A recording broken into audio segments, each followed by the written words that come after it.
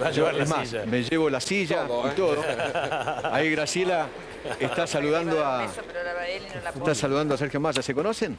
Hola, Sí, Graciela. claro, ¿qué tal? ¿Se conoce? Sí, por Con- cierto, cómo con- no. con de hace Sergio? rato. Sí, sí. Sí, y con todos los que están ahí. Sí. Sí, claro, claro, por supuesto, por supuesto. Permiso, por supuesto. No me levanto. Una porque- gran luchadora le voy de a derechos contar, humanos. la quiero porque mucho a Graciela. Me porque desenchufo. Además la quiero mucho porque, digamos, a pesar de no pertenecer... Nosotros tenemos una escuela de gobierno, Sí, que claro. es la que lidera Roberto Labaña. Sí. Y Graciela tuvo la generosidad de dar clases para capacitar, para preparar a nuestros dirigentes en la agenda de derechos humanos y además contar sus experiencias y contarles un poco su trayectoria. Así que le tenemos mucha gratitud, la queremos mucho. Una gran luchadora, una gran y la luchadora. queremos mucho y cada tanto chateamos. Ahora hace unos meses me tiene abandonado, pero cada tanto No, chateamos. pero porque ustedes están muy metidos en campaña, En la y yo campaña. no estoy en ningún partido, entonces más bien estoy de observadora y empujando para que algún día tomen esos acuerdos después de las elecciones. Y se sienten todos Ojalá. en una mesa, A ¿no? ver los temas que son indispensables discutir entre todos, Yo, Sergio. Graciela lo sabe, Este, Eduardo, y lo hemos charlado. Nosotros voy a somos empujar materia eso. dispuesta siempre para acordar políticas de Estado para la Argentina, siempre. Le agradezco mucho. No, por favor. Gracias, ¿eh? Chao. Chao, Gra. Gracias. No está con ningún partido, ¿no? Graciela? No, está no, trabajando no. en política. Sí, estoy trabajando en política, pero no política partidaria. Yo, bueno, pertenezco al Club Político Argentino y además, digamos, poco a poco en la sociedad he ido ocupando, por vieja, ¿no? Un lugar... ¿Qué dice eso? medio de... Y porque es así, medio de consulta o a veces de referencia, en fin. Y sí creo que es un desafío grande, dado todo lo que se ha descrito y que son situaciones que ocurren, más allá de que hoy el lenguaje de la campaña... Es de campaña, claro. Y es lógico, es legítimo. Pero todo el mundo reconoce que el país necesita de decisiones fuertes, consensuadas. Si no, es muy difícil que... ¿Consensuar qué significa, primero? Claro. Es sentarse a la mesa y decir, bueno, a ver, nosotros tenemos diferencias. Los líderes de todos los partidos en una mesa. No solo los partidos, ¿eh? Porque acá hay grupos de poder que no tienen que ver con la política partidaria estrictamente. Por ejemplo, Los empresarios, los trabajadores, sindicatos. Claro, claro. Hay organizaciones iglesia. sociales, Claro. la iglesia eventualmente. Entonces, decir, bueno, a ver, estos dos intereses se contraponen. Los otros días yo estaba en la rural, el domingo, Sí. y el domingo anterior estuvo Luis Miguel Echeverri, el presidente de la rural, en un programa de radio que yo transmito Exactamente. desde ahí por Ciudad de La Paz, por la Radio Ciudad. Y él decía, bueno, a ver, comparando con Brasil y sobre todo si toma medidas sobre la legislación laboral, flexibilizándola como parece que va a ir, si es que se lo permite el ámbito político, vamos a tener una competencia muy fuerte. ¿Cómo la zanjamos? Acá bajar los sueldos no se van a poder bajar y está bien. Está muy Lo bien. que están haciendo en Brasil, realmente, si se hiciera esa explotación lisa, llana y pura. Pero sí los si así costos fuera. laborales, que es otra Claro, cosa. bajan los costos laborales. ¿No? Entonces no acá, el salario, no tocar No, salario, no, sí ahora, los costos. para eso tendrán, y yo no soy un especialista, que ponerse a ver qué cosas se baja en cada lugar. Claro, claro. Él decía, va a haber una diferencia de 10 a 14. Esos 4 puntos, ¿cómo hacemos para tornarnos competitivos? Bueno, eso hay que discutirlo. Y cosas sensatas y de país maduro. Mire usted, justo, yo le iba a preguntar por Maduro, pero no Después importa. hablo Está bien. de don Maduro. Pero de país maduro es sentarse, reconocer lo que todos reconocen, cuáles son nuestros déficits, las dificultades que hay. Yo creo que un pecado de ingenuidad de este gobierno fue creer que porque el origen primigenio de ese cambio después del 2001 y la crisis fue un grupo de empresarios que dijo, bueno, tratemos de hacer otra cosa y creó un partido que se fue imponiendo y gobernó y fue elegido por la gente. Es creer que porque el origen era eso, los empresarios iban a venir a invertir Sí, mágicamente eso no existe. El capital no existe. Es, por naturaleza, cruel. Y egoísta. ¿Qué es lo que se le pone? El Estado. Y el Estado es lo que nosotros construimos. No es lo que nos pasa, es lo que construimos, ¿o no? Bueno, entonces, ¿qué calidad de Estado, qué límites se ponen? ¿Cómo se hace para defender al más desprotegido? ¿Cómo hacemos hoy para que este tercio que se describe en todos lados y nadie niega de la sociedad, que está por debajo de la pobreza y por lo tanto sin horizontes a la vista, no sea considerado como algo que, bueno, ahí está, y los otros 2 tercios siguen funcionando? ¿Qué hacemos con eso? Claro, ¿qué hacemos con esos 30 millones de Bueno, pobres? ¿qué Son hacemos? 14 millones de personas. Y muchos de ellos indigentes. Y muchos de ellos jóvenes, que no son ni. Nos equivocamos, yo alguna vez lo dije. Son nada, la nada misma. No, porque muchos de esos jóvenes, mira vos, son chicas de 14, 15 años que están cuidando a su bebé. Son jóvenes que intentan estudiar cuando pueden y cuidar a su vez a sus hermanitos más chicos. O hacen changas. Ahora, sostenemos a esas familias, estén compuestas como estén, ¿eh? No pensemos en la clásica familia del libro de lectura de nuestra época. Sí. Lo que hoy hay como núcleo familiar se la sostiene. Está bien, hay planes sociales y demás, y es correcto, pero se la sostiene de tal manera que se capacite al mismo tiempo, y ahí sí, los acuerdos tienen que apuntar a una cuestión que no va a ser ni sencilla ni rápido: crear trabajo genuino. ¿Cómo se hace para crear trabajo genuino? Lucía Galán dijo que hay mujeres que se embarazan para cobrar el plan. ¿Usted coincide con eso? Esas canalladas, a mí... Eso lo considera una canallada. Yo y sobre todo viniendo de una mujer, hay chicas, y esto yo lo he hablado con sacerdotes que trabajan muy pegados al barro. Hay chicas que lo único importante que les pasa en la vida es tener un hijo. Incluso dentro del esquema social suben un escalón, comen mejor. Comen mejor. Y son mejor consideradas. Entonces, no seamos livianos en el hablar, no seamos ligeros. En el mundo desarrollado puede que ocurra que jóvenes y adolescentes se embaracen, pero no es un mal necesario. Acá está ocurriendo. Chicas de 10 a 14 años. Sí. 10 años es incesto, es violación. Sí, claro, claro. Generalmente incestuosa. Y es intrafamiliar, ¿no? Tíos, padres, hermanos. Puede ser también. Entonces, yo creo que en eso hay que ser muy cuidadoso, muy respetuoso, y sobre todo en mi condición de mujer, le pediría a esa señora, a quien no conozco más que hoy, Lucía la Galán, cantante, ¿no? Sí, pero no la conozco personalmente, que piense lo que significa. A lo mejor ella nunca pasó por ahí y me alegro por ella. Tiene un hogar de niños y dice, yo conozco esos casos. Sí, a mí no me la cuentan esa.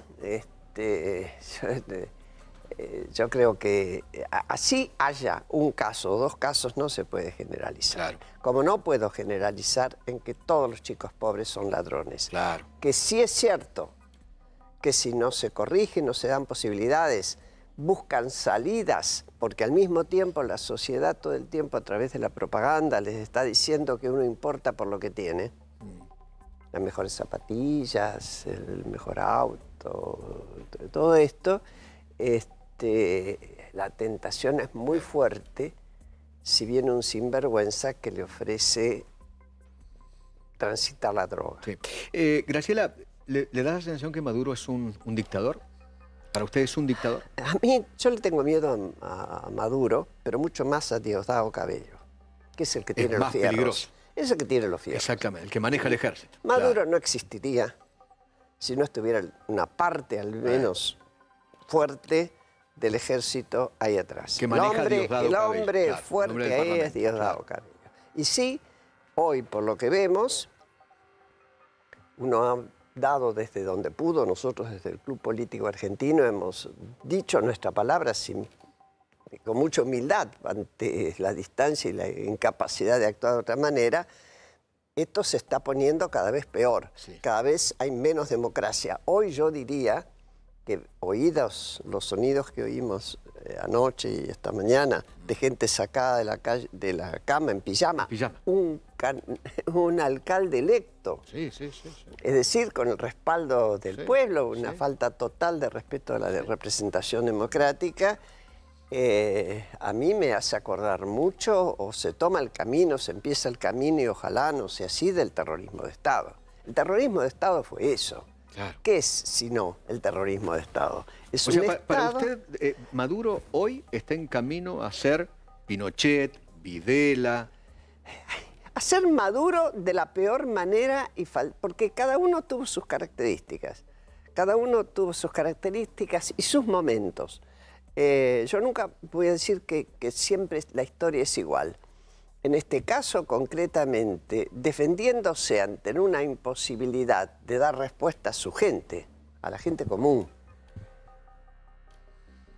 lo que hacen generalmente es pasar al ataque. En eso sí uno puede decir, con nuestra dictadura última, que cuando Galtieri percibió que había ya demanda social, que se armaba la multipartidaria, que empezaba a haber un malestar y que tenía que pagar la deuda... Vino Malvinas. Vino Malvinas. Tal cual. Bueno, en este caso va a ir hacia adelante, fuga hacia adelante, a perseguir. Acá, antes de salir para acá, escuché que el que está detenido... ¿Ledesma o López? López.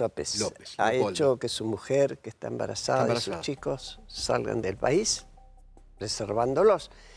Es decir, el exilio. Estamos teniendo, y ojalá no se llegue a eso, ojalá la comunidad internacional sea capaz, incluyendo el Papa, de hacer oír su voz y decirles: pan en la mano, muchachos. Graciela, escuché de usted una declaración que realmente me sorprendió, pero es algo que se dice y es la vieja discusión. ¿Fueron 30.000 u 8.000? Usted dijo que no fueron 30.000. No es vieja discusión. Es una discusión que instaló el kirchnerismo.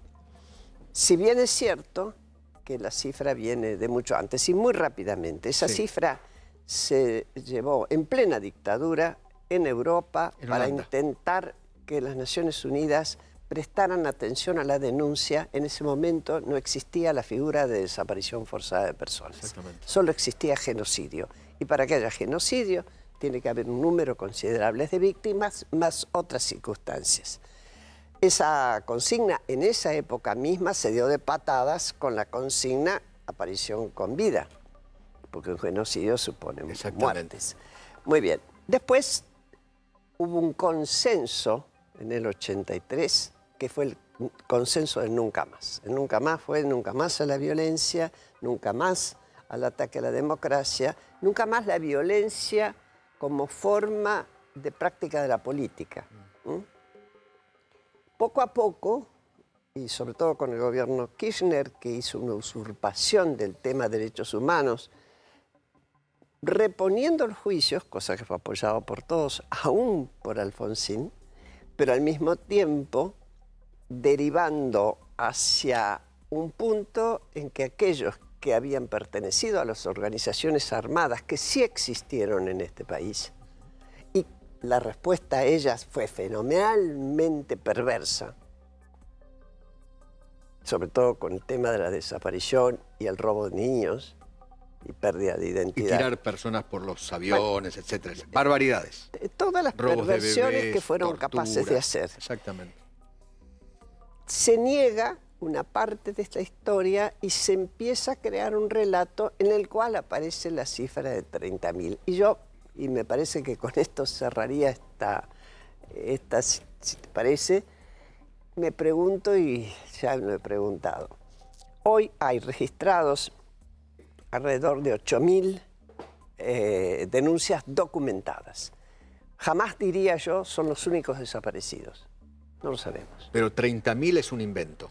Porque además hay una cuestión, que me explique alguien por qué 22 o 20.000 familias en la Argentina no iban a hacer una denuncia de desaparición. ¿Por qué cuando se dice nuestros compañeros siendo compañeros, no denuncian la desaparición de un compañero Claro, de militancia. entre los 8.000 que están documentados y los 30.000 hay 22.000. Este país es para no denunciar. Claro. Hoy están Claro. en Banfield, en Lomas de Zamora, se está haciendo la denuncia por la desaparición de una chiquita, Anaí Benítez. Exactamente. Que, entre paréntesis, aprovecho para pedirle a las autoridades que se muevan, porque la familia tiene miedo que sea un tema de trata. Exactamente, que haya sido captada, sí, exactamente. Bueno, Sí. entonces, y se están moviendo la familia y todo lo demás. Que uno me diga que durante la dictadura hubo gente que tuvo miedo de hacer la denuncia, es posible. Que ignorara dónde ir la denuncia, puede ser. Pero 22.000. No, pero en plena democracia, Claro, obvio. con toda la posibilidad ya de hacer una denuncia. Ahora, es las difícil barbaridades, creer. Graciela, que le van a decir Eve de Bonafini, No, no, Estela no de sé. Carlotto, A ver, las Eduardo, otras madres. Eduardo, yo no, Usted lo dice no con llegué autoridad a porque... esta edad, no llegué a esta edad para mentirle a la gente. Nos mintieron demasiado, se miente demasiado. En lo que a mí respecta, no creo tener toda la verdad, sería una barbaridad, pero por lo menos lo que yo creo verdad lo digo, con la mayor honestidad intelectual posible. Del otro lado, espero un debate y pruebas, en todo caso.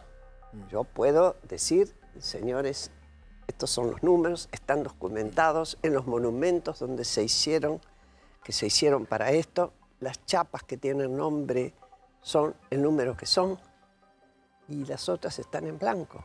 Desgraciadamente, quienes podrían dar cuenta de toda la verdad, si es que falta alguna, y sobre todo del destino de los niños secuestrados, que hoy son adultos, y demás, son los militares. Y ni los militares, ni las fuerzas de seguridad involucrados, jamás fueron capaces de decir, lo siento mucho, cometimos una barbaridad, Sí. y dar información, con lo cual corregirían su relación con la sociedad. ¿Cómo le cae que Cristina sea candidata otra vez?